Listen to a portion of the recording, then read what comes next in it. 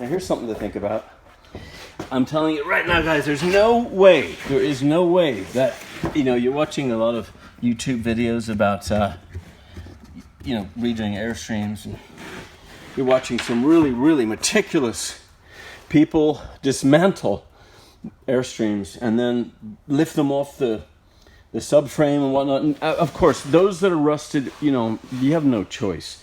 But then you enter into a whole new world of the whole integrity of what you're doing has been compromised. Now, I've been restoring cars for over 20 years, 21 years to be exact.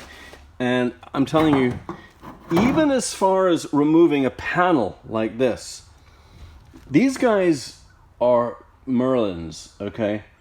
These guys that make these things are freaking, they're not pros. They're like, what's the right word? I mean, they are, and yeah, some people would say that they're the pros at cutting corners and whatnot, and what they do is haphazard, and where is this rivet going and why?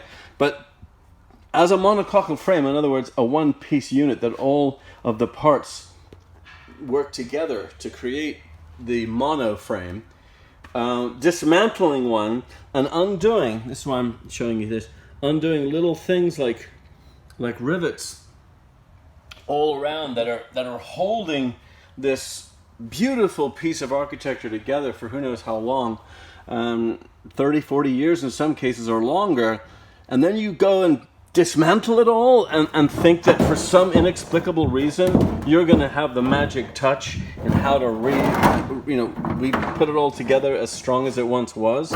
The chances are very slim that you will be able to do that, unless you're talking about doing a real pro job like I've seen a few on YouTube, a few guys that are just absolutely top of the heap, Miller Garage or people like that.